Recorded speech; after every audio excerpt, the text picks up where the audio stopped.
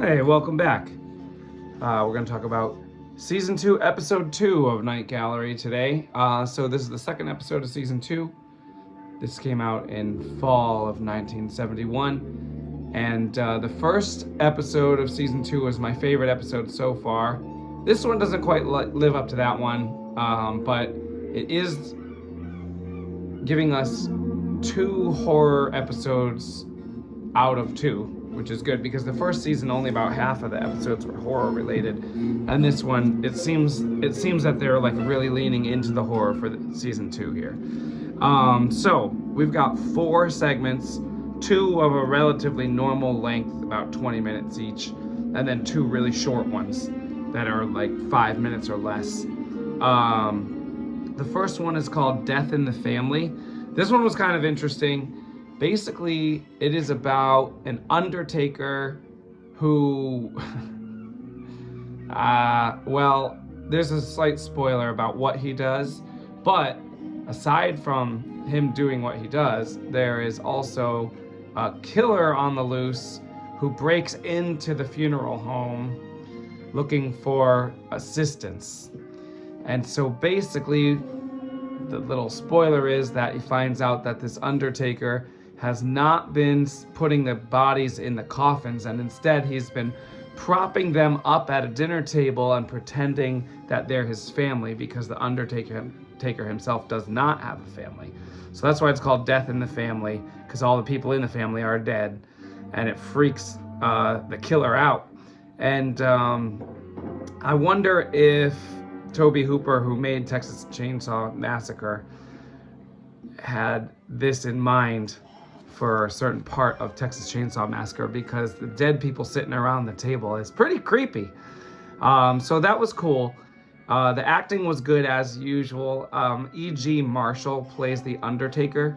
He was one of the 12 Angry Men in 12 Angry Men in 1957. He was also in Compulsion, 1959. I like that movie a lot. And later, after this, he was in Creepshow, and he was in Two Evil Eyes. So he has a bunch of cool credits there. And then the young killer was played by Desi Arnaz Jr., son of Desi Arnaz and Lucille Ball. He was also in House of Long Shadows in 1983. The next clip was a really short one. It was called The Merciful. It's actually a play on Edgar Allan Poe's The Cask of Amontillado. Instead of someone walling in another person, it's basically a woman walling herself in and basically committing suicide instead of homicide. The woman was played by Imogen Coca, who later shows up in National Lampoon's Vacation. And her husband, who's in the clip, is played by King Donovan, who was in the original Invasion of the Body Snatchers from 1956. After that, we get another 20-ish minute piece, and that one is called Class of 99. This one I would say is not a horror piece, but it does feature horror master actor Vincent Price. Basically, he is a college professor, and he's getting the students to like assault each other, and eventually he gives one a gun and tries to get him to kill one of his fellow students. So I would call that one a thriller, and then there's a sci-fi twist at the end of it. It was okay. I forgot to mention that I would give Death in the Family probably a 6 out of 10, and I'd give Class of 99 a 5 out of 10. It's just kind of weird and not that exciting. And then the final clip is a really short one called Witch's Feast. It's basically just a bunch of witches sitting around a cauldron. When they reran the episode, they took that piece out because apparently people hated it.